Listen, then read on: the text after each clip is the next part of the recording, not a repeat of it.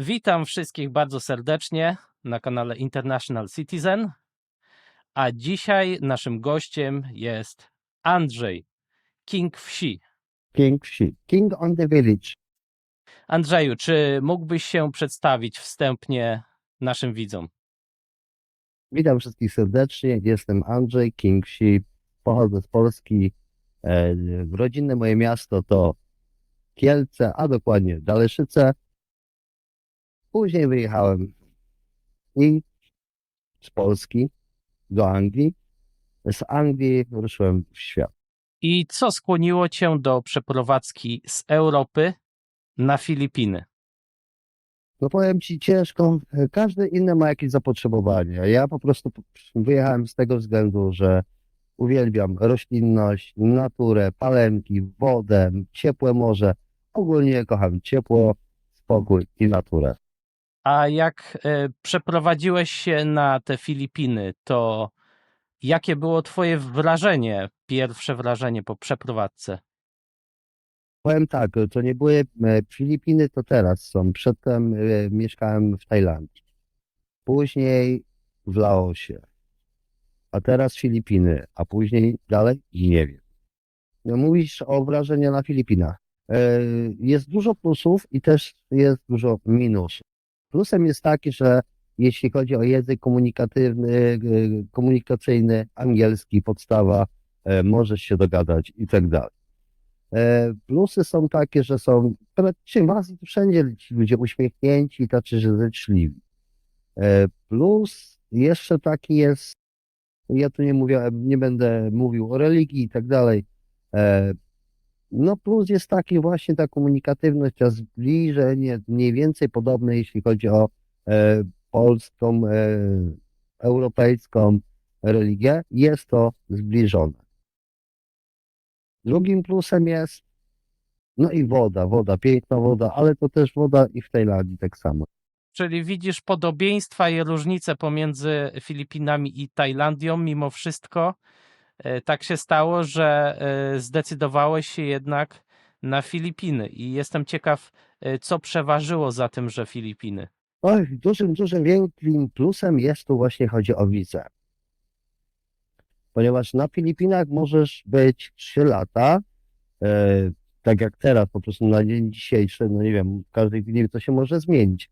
Ale jeśli chcesz być, jesteś turystą, a chciałbyś dużo dłużej być na Filipinach, no to z tym nie ma problemu, ponieważ możesz zostać 3 lata na Filipinach, zwiedzając różne wyspy i przedłużając wizę co 2 miesiące. Podobno kiedyś było co 6, ale ja przedłużam co 2 miesiące. Za trzecim przedłużeniem dostajesz taką kartę Alien i podobno na tej karcie nawet między miastami samolotem czy czym możesz się poruszać, tak jak dowód osobisty, coś w tym stylu. No w Tajlandii nie jest tak. W Tajlandii nie jest tak, jest to typowo no kraj turystyczny. Masz przyjechać miesiąc, dwa, wydać pieniążki, wrócić do siebie, zarobić i przyjechać z powrotem. Także tak. A jeżeli chodzi o język, W Tajlandii ciężko. Jeśli chodzi o angielski albo niemiecki, jest to tak, że w takich miastach turystycznych jak Pattaya, Phuket, tak, tam po prostu młodzież rozmawia po angielsku, ludzie rozmawiają po angielsku, a to dlatego, że no wiadomo, komunikacja z klientem, lepsza sprzedaż, lepsza, no chodzi o biznes. Więc tak, a jak mieszkałem w Tajlandii, troszeczkę bardziej Laosu, Udon Thani, no tam powiem ci, nie daj co, jakby się potrzebował pomocy, no to ciężko się dogadać. rozumiem. Czyli to jest jednym słowem, jak mieszkasz na stałe, bardzo istotny element. Dokładnie komunikacja, bo no coś ci się stanie, będziesz potrzebował pomocy, czy y, z sercem problemem, czy woda, czy coś, no to jest to ciężki orzech do zgryzienia z tego względu, że ja chciałem dotopować w Tajlandii telefon. Pół godziny chodziłem od sklepu do sklepu i nie wiedzieli o co chodzi. No chciałbym to im przetłumaczyć to na translator, ale internet mi nie chodził, więc naprawdę jest ciężko, bez języka ciężko. Więc to jest tyle, jeżeli chodzi o różnice, takie najbardziej oczywiste i powód, dla którego przeprowadziłeś się. A ostatnio albo jakiś czas temu przydarzyła ci się taka historia, przygoda związana z telewizją polską, o ile się nie mylę, z Polsatem. I chciałem się zapytać o ten temat. Jak to się stało, że ciebie znaleźli i jak wypadła ta emisja i czy coś się zmieniło w twoim życiu po emisji tego programu o tobie na Filipinach? Powiem tak, dla mnie też to była wielka niespodzianka, ponieważ jak wiesz, prowadzę kanał na YouTubie King Shi i różnie do mnie ludzie piszą. Ja to myślałem, że to jest jakiś spam, że ktoś po prostu sobie jajca robi albo coś w tym stylu, żart. No i tak, oczywiście, jak najbardziej, tak, oczywiście, jak najbardziej, ale że dostałem zaproszenie na wideo rozmowę. Ja mówię, no dobrze, no zobaczymy, co jest. No powiem ci, że ja tego się w ogóle nie spodziewałem tej okazji, ale do końca nie wierzyłem, dopóki nie przyjechali. Jak przyjechali, tak po prostu byłem w szoku, ponieważ no do mnie przyjechali, a jednak to było związane właśnie z wędliną, z wędzeniem tutaj, z moim hobby w Azji.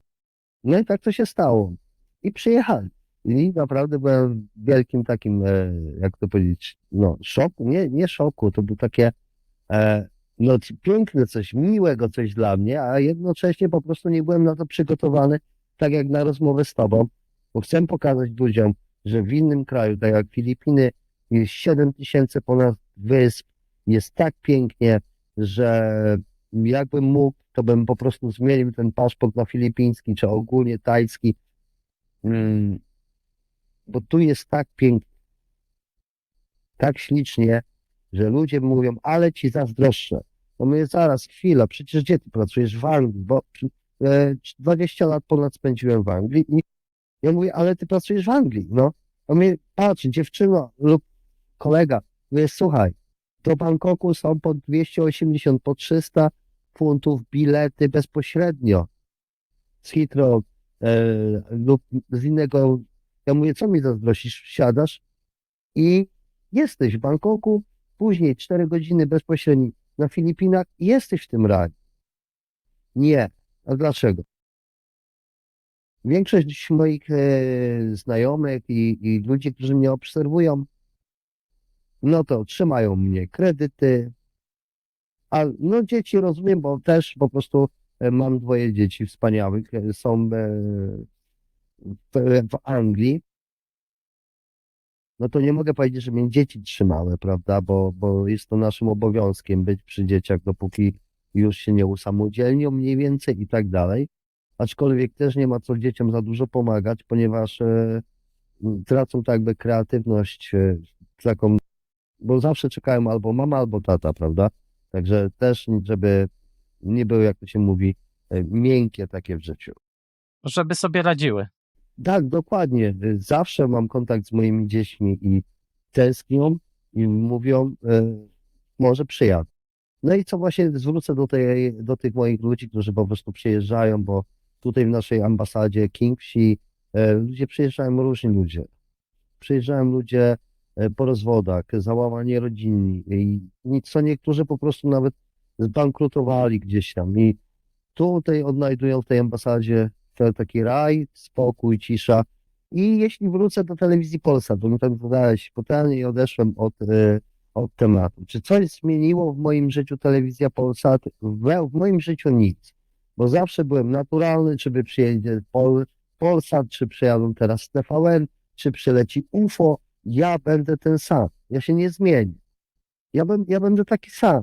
Więc w moim życiu to nic nie zmienia, ale możliwe da się uratować, da się po prostu innym ludziom przekazać, że są piękne życie, gdzieś niedaleko, za 300 funtów, za 400 funtów można jechać i naprawdę zobaczyć to, bo telewizja oglądając nawet nie wiem na jakim ekranie wielkim, żeby to było 100 cali, 4K, 5K, telewizor, nie odda wam tego, jak zamoczycie sobie nóżki w słonej wodzie, popatrzycie na zachód czy wschód słońca, to telewizja wam tego nie odda.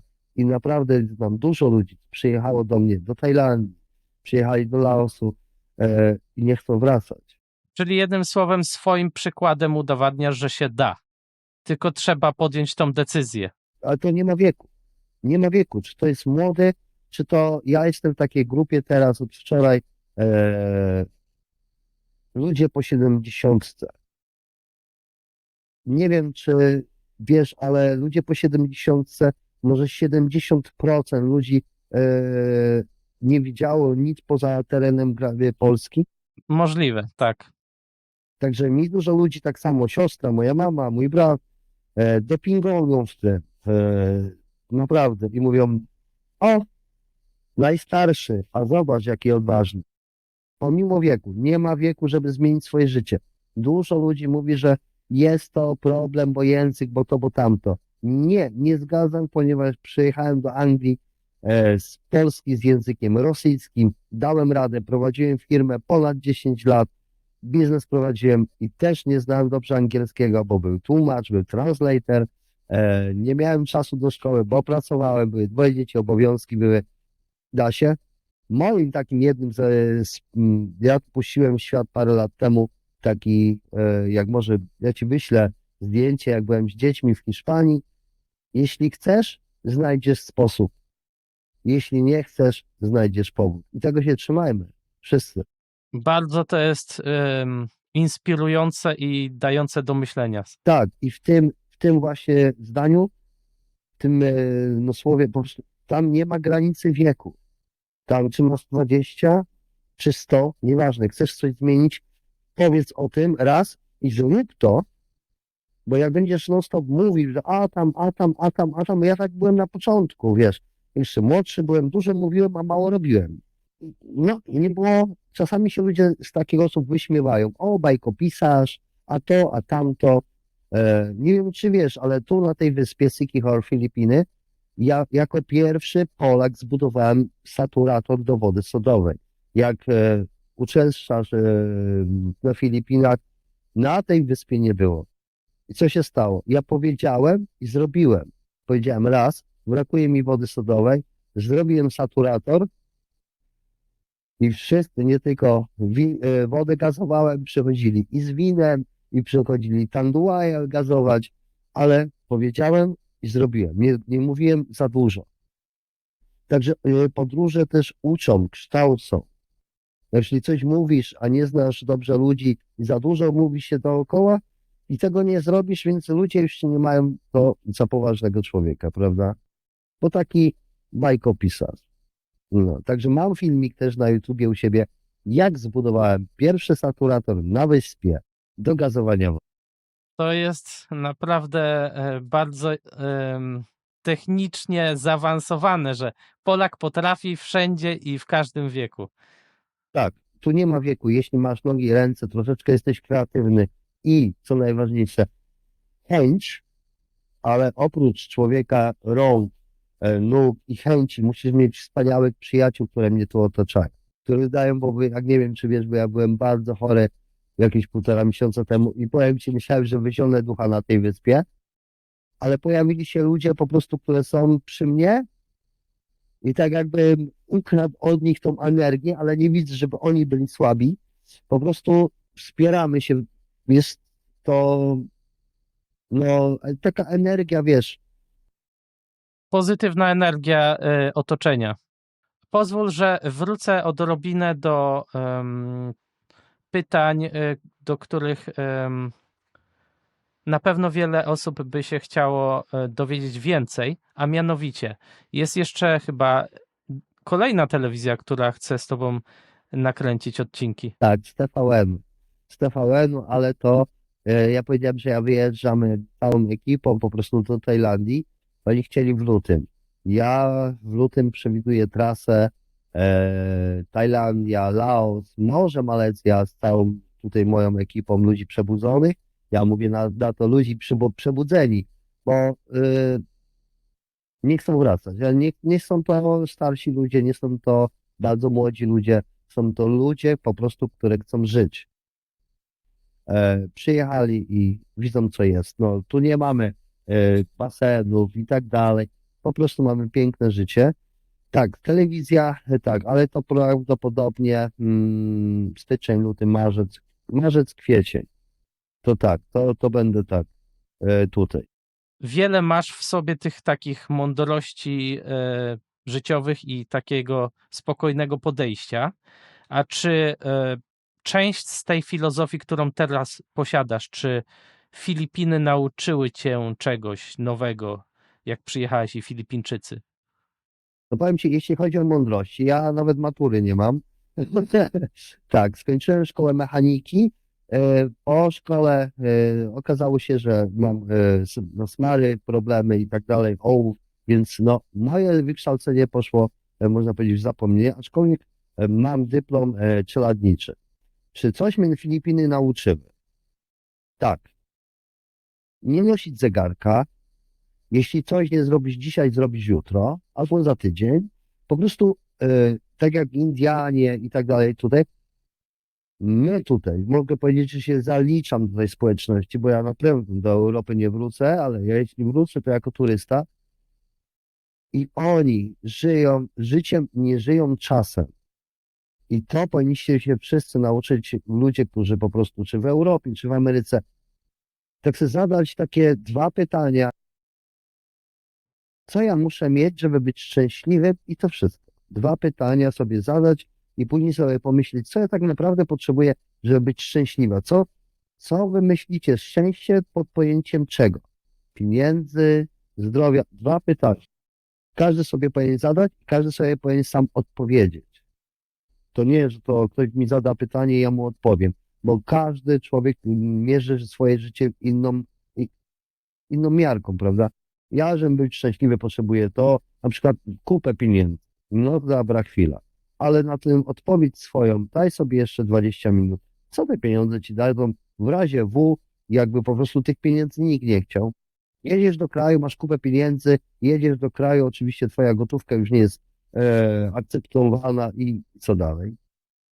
Najważniejsze są ludzie, przyjaciele, energia, e, i to wszystko, to jest najcenniejsze. Jak przyjdzie do ciebie kolega, przyjaciel, spyta się zapuka, Andrzej, wszystko u ciebie ok? Masz wodę? Czyli jednym słowem, mentalność Europejczyków bardzo różni się od tej Filipińczyków. Tak, ale wiesz co, stwierdziłem po 3 latach w Azji, jak w Polsce, było fajnie, pięknie i tak dalej. Dopóki mieliśmy 2 programy, pierwszy i drugi, a później się to zmieniło. Takie pytanie teraz zadam widzom. E, Czy teraz, w tych czasach, jeśli zadzwonisz do brata lub siostry i powiesz, słuchaj, jestem niedaleko, ja do ciebie przyjdę, ile z was dostanie odpowiedzi, okej, czekamy, a wcześniej to było tak, że ja pamiętam, ja z mamą pojechaliśmy do Złotorii i nie było telefonów, to było 30 lat temu, ponad, nie było telefonów, ani telegramów mama nie wysyłała. Wsiadliśmy w autobus, pociąg, później ogórek, autobus, jechało się na wsi do rodziny i tam mimo tego, że pracowali na polu ciężko, rzucali wszystko, bo przyjechała rodzina. No w tych czasach tego nie ma, to po prostu tak jak z dinozaurami. Wiemy, że były, ale nie istnieją. To prawda, to jest tak. smutna prawda. Smutna prawda też dotyczy właśnie miłości. Była, ale już tak naprawdę zanika. To raczej wraz z postępem cywilizacji, jak mamy internet, to jesteśmy bliżej na jedno kliknięcie, ale jednocześnie bardziej wyobcowani niż kiedykolwiek. Jest taka piosenka, im więcej ciebie, tym mniej. Żeby tak smutno nie było, to musisz też przedstawić akcenty filipińskie, bo nie wszędzie jest tak źle. Nie. Ja tu nie mówię o Europie, czy o tym ogólnie, o tym systemie, prawda? To jest o systemie. Jeśli chodzi o Filipiny, to są piękne, dlatego tu jestem. Filipiny, jeśli chodzi o Sikihor, bo tylko tu na razie byłem rok, bo ja mam tak, rok na jednej wyspie, rok na przykład w Tajlandii i tak dalej. Jeszcze 7000 wysp, mam nadzieję, że no co, chociaż połowę jeszcze zwiedzę. Może 2-3 dni, ale zwiedzę. No, powiem ci, każda strona, jeśli chodzi o Siquijor, piękne plaże. Następnie tam 2-4 kilometry kamienista plaża, później klify. Ta wyspa, bo chcę ją całą poznać, nie to, że jak turysta, o wodospady, o tego i koniec, zamknięty rozdział, nie. I ja się zapuszczam w takie tereny, jak zobaczysz na filmie, że po prostu nieraz mnie byk pogonił, psy mnie pogoniły. Także, ale warto, jak przyjeżdżacie na wyspy, zwiedzać nie tylko miejsca, które są oznaczone do zwiedzania. No, o, punkt widokowy, plaża na przykład Taliton, mała, nie, jedźcie tam, gdzie są jakieś ścieżki, jak wjedziecie w ścieżkę, ukaże wam się po prostu coś, czego nie ma na zdjęciach, po prostu. Wiadomo, że mam zdjęć z takich plaż, dzikich plaż i każdy mówi, tu z Siquijor, tu ludzie z Siquijor, którzy mieszkają i to Pornersi, czy ci Filipy i mówią, jakie piękne zdjęcie, a gdzie to, na jakiej wyspie? Ja mówię, ludzie, to na waszej wyspie jest. Ale oprócz tego, że każdy dzień jest piękny, to nie zapomnij wspomnieć o swojej pasji, która też jest bardzo piękna, a nawet bym powiedział smaczna. Oj, tak, to jest moja pasja, to wędzenie tak, ale ostatnio kolega uwędził, też Polak, w Azji, 4 rybki, no uwędził, ale nie zdążył zjeść, bo my mu zjedli. Ale co tam wędzisz? Przybliż temat. Co wędzę? Naturalną, zdrową żywność. To znaczy, jeśli chodzi o mięso, jest całkiem inna struktura, tak jak wiesz, tutaj wieprzoszki, świnki pasą się bananami, kokosami, naturą, czym się da, prawda? Ja to widziałem, to już wkładali takiego drzewo po bananie, w taką sieczkarkę, ciach, rozumiesz? I no i właśnie to jest naturalne. Jedzenie w Europie, Anglia, Polska, tam miałem problemy. Bardzo duże problemy zdrowotne, nie tylko z żołądkiem. Cokolwiek zjadłem tłustego, golonkę to ja uwielbiam, ja kocham golonkę. I jak przyszła noc, ja musiałem spać na siedząco, albo wziąć kogoś, żeby mnie pilnował, żebym się nie udusił. Po prostu nadkwasota się cofała, cokolwiek by to było. Wędlina, czy to wiejska, czy kiełbasa. Nie wiem dlaczego, w każdym bądź razie nie mogłem tego jeść. A jak zjadłem, to jakieś terpichole, nie terpichole, po prostu wysiadła mi wątroba. Tu przyjechałem i tak jak wiecie, Krysia Polska, restauracja na Filipinach, tutaj ona pierwsza założyła polskie pierogi i tak dalej. I od tego się zaczęło, ja tam zacząłem wędzić. I jak uwędziłem, słuchaj, dla gości, no to sobie też plasterka chwyciłem. I tak samo w Tajlandii. Czy w Laosie jak wędziłem, w beczce, gdziekolwiek, to żeby to zrobić, to trzeba chcieć, prawda? I trochę wiedzy. I nie dużo materiału. Tak samo w Tajlandii, tak samo w Laosie. Ale później wróciłem z Laosu do Anglii na 2 miesiące, pozałatwiać tam swoje sprawy. Wróciłem znowu do tego i mówię, a kupię sobie dzisiaj boczusia, taki cieplutki jeszcze. I co? Problem wrócił. Czyli coś jest, jeżeli chodzi o składniki, w sensie sposób i jakość. Dokładnie, bo ja wylatując z Anglii ważyłem 96 kilo. Wiesz, wczoraj się ważyłem się wczoraj na szpitalu, bo koleżanka zadzwoniła, żeby jej pomógł. 64 kilo. W Europie brałem 8 tabletek rano, 5 po południu, 8 wieczorem. Tutaj tylko ibuprofen od na zatoki i tyle. Więc cholesterol mi tu zniknął. W Azji, ogólnie Tajlandia, Filipiny. Nadciśnienie, bo miałem 130 na 190 albo na odwrót. W każdym bądź razie, jak zawsze w domu, jak byłem, to mama je pilnowała. Andrzejku, ciśnienie, musisz wziąć tableteczkę. Tu nie, tu mam książkowe 80 na 130. Nie biorę tabletek, nie? Też jest dziwne. Ponieważ w Europie 2-3 razy w tygodniu zawsze miałem wizytę u lekarza. Coś mnie bolało, coś mi strzykało, gdzieś mnie coś dusiło. Jestem w Azji, byłem raz, na 3 lata byłem raz u doktora, ale to tylko dał mi leki. Wziąłem te leki, ale nie pomogły. I tutaj, jak wiesz, Sikihor jest to wyspą taką czarownic, mówią jakichś tam po prostu wiedźm, szamanów. Wiesz, dużo osób nie wierzy, nie wierzy. I już byłem, tak ci powiedziałem, mój stan zdrowia był straszny. I w pewnym momencie Arek mówi: Andrzej, chodź. Co? Jak się czujesz?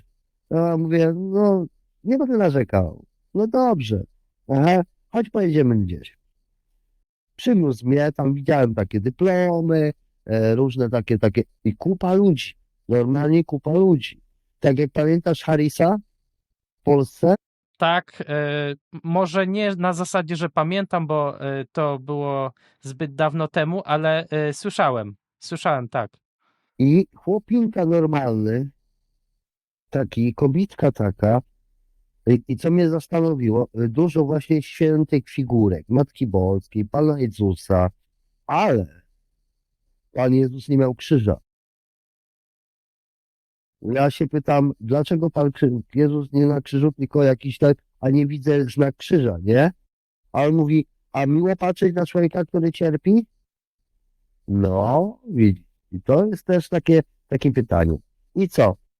Jakąś tam modlitwę odmówił, zrobił mi znak, posmarowił mi żołądek, coś podstawił pod krzesło, że wiesz, zaczęło się dymić. Był dym, naprawdę był dym.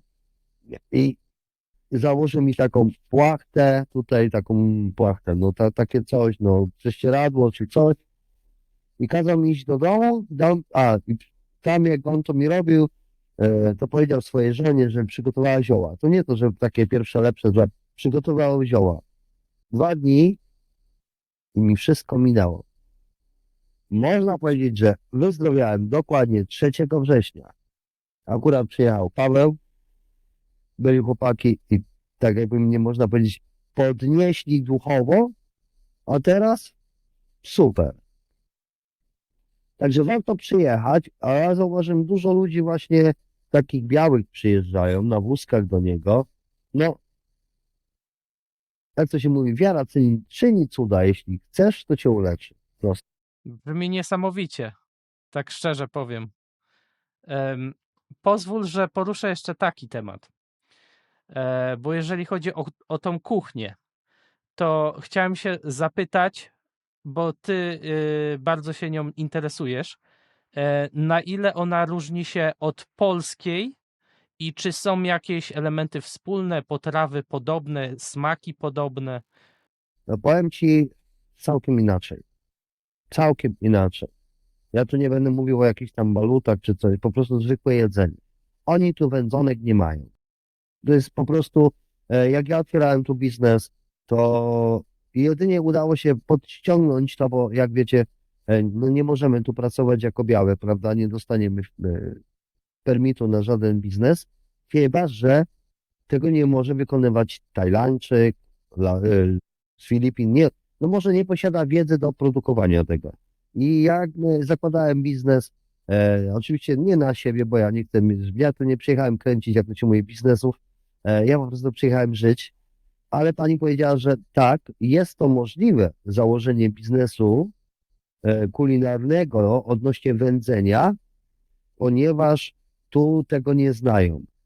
Tu konserwacja produktu uznaje się poprzez zasolenie i suszenie. Wędzenia tutaj nie ma. I tak udało nam się po prostu to, no, wyszło fajnie. I jedzenie jest tu słodkie, trochę spicy, no i jest inne. No w końcu, słuchaj, to jest po prostu inny kraj. No nie można porównywać, Filipiny nie są takie same jak Polska, to jest całkiem inny kraj, więc czy jedzenie jest słodkie, dużo sosów, jak grillują, to wszyscy to samo, jest 10 grilli, każdy ma tą samą kiełbaskę i każdy ma te jakieś tam zupki, ale wszystko praktycznie wszystko mają samo. Ja tak mówię do koleżanki, ty wiesz co, Jakbyś tą wiejską kiełbachę wzięła na grilla, to byś tym zapachem po prostu wszystkich oszołomiła. Ale co tak myślę, oni tego nie znają. A nie wiadomo, czy by to poszło. Ja bardzo dawno nie jadłem pietruszki. O, ponad rok chyba. No nie ma tego, ale są inne rzeczy, to znaczy zdrowsze rzeczy, bez żadnych ulepszaczy. Także jeśli kupujesz tu marchewkę, to dostajesz marchewkę. Może nie jest to piękna marchewka, ale jest zdrowa marchewka. E, Wiesz, o co mi chodzi. Jeśli kupujesz coś pięknego na przykład, no to jest piękne, widać, że to jest marchewka, ale w smaku to chyba nie marchewka. Także mają dobrą kuchnię, piękną kuchnię. E, I ktoś mi coś powiedział, o, ja bym tu nie zjadł. A mówię, a dlaczego? Ja chodzę na street foody, sam uwielbiam gotować, ale też lubię spróbować innej kuchni, prawda? I kolega mówi, ja bym tu nie zjadł, bo nie wiem, czy bym do szpitala nie trafił. Ja mówię, a dlaczego? No bo to zobacz, jak oni te talerze myją. Samą wodą. Aha. A ja mu taką dałem, bo trochę tam posiadam wiedzę, mówię, dobra, oto tu był sos, zmyli wodą sos i okej, nie? I dostajesz ten talerz. Ale bakterie i tak dalej. A mówię, jest wymiana bakterii, ludzie nie chorują. A po drugie, jak umyjesz zwykłym Ludwikiem albo czymś w Europie, to ty nie wiem, czy wiesz, ale ten talerz musi spłukać 5-10 litrów wody, żeby tą chemię się pozbyć z tego talerza. Jak chcę ugotować coś, no to przecież nie będę szedł do baru i wybrzydzał, prawda? Idę tu do mojej kuchni, biorę kotleta, tukę go młotem, robię se schabowego, prawda? Chcę flaczki, zrobię se flaczki. Chcę bigos, zrobię se bigos. A bo tu nie ma na wyspie. No nie ma, ale ja se zrobię, nie? Także, no, jedzenie tak, tu ja tu widzę po tych dużych resortach. Tu mają wykwintne jakieś tam jedzenia, ale to nie jest świeże. Kochani, jak przyjeżdżacie do resortów takich, gdzie jest 5 klientów na dzień, to myślicie, że ktoś wam specjalnie od razu schabowego zrobi. Ze street foodów to jest wszystko świeże, bo kupują tam lokalni ludzie. I to jest non-stop obrót. Non-stop obrót. To nie jest leży schabowy pół miesiąca i czeka na klienta z Polski. A jeszcze chcę jedną rzecz powiedzieć, taką bardzo ciekawą, bo na Filipinach jest kiełbasa, która jest słodka. I jak tobie podchodzi ta kiełbasa? Bo to jest taki szok kulturowo-smakowy dla Polaka, jak by spróbował kiełbasę, która naturalnie powinna być według polskiego mniemania słona, a tu nagle zaskoczenie, bo jest słodka. To ty możesz powiedzieć, a co to za kiełbasa? Nie, to jest ich regionalna kiełbasa, która mi smakuje. I ktoś tu przyjeżdża i mówi, bierze giętą, a co to jest? To jest kiełbasa filipińska. Nie pisze, że to jest kiełbasa polska. Prawda? Jeśli by pisało kiełbasa polska słodka. Każdy, o, to nie kiełbasa, to chorizo, czy to, czy tamto, czy to, czy tamto.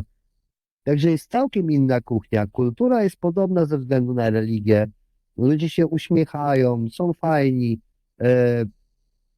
ale i oni potrzebują czasu, żeby przyjąć europejski mniej więcej system 20 lat. Ale mam nadzieję, że nie przyjmą, bo to by nie był raj. Nie, nie, nie. Ja tu rozmawiam z ludźmi, mieszkam ponad drogi, o te starsze panie i tam panowie, znaczy starsze, w moim wieku starsi, mówią, że ich dzieci się tak zmieniły. Odkąd wprowadzili gadające z monitorem po prostu telefon. Technologia zmienia ludzi. Tak, tak. Dlatego wiesz, ja używam tylko i wyłącznie do wywiadów, do kręcenia filmików, a telefonu na zewnątrz używam tylko i wyłącznie do filmów i do zdjęć do robienia. Więc ja chciałem kolejne pytanie ci zadać, które bardziej zahacza już o to, co zacząłeś mówić, czyli jak wygląda twoje codzienne życie na Filipinach? Budzę się wtedy, kiedy już nie mogę usnąć, albo do toalety muszę, to wtedy się budzę. Jak już po prostu mnie krzyż boli od leżenia, to wtedy się budzę. Później, jak sobie piję kawusię, W zależności od pogody, no jeśli jest bardzo gorąco, no to siedzę w domciu albo w cieniu. Jeśli jest tak troszeczkę chłodno, bo ja to jestem tutaj już troszeczkę dłużej, a tu moi przyjaciele są jeszcze biali, więc no też trzeba brać pod uwagę, żeby ich nie za bardzo spiekło, prawda?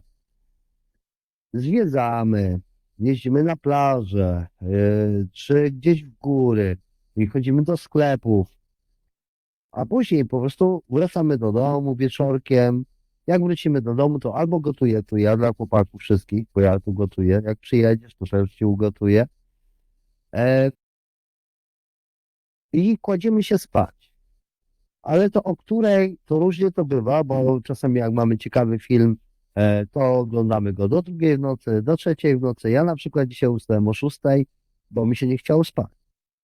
Wstałem o godzinie 11, no, ale tak naprawdę, to tak naprawdę ci nie powiem, o której wstałem, bo tu nie używamy zegarku.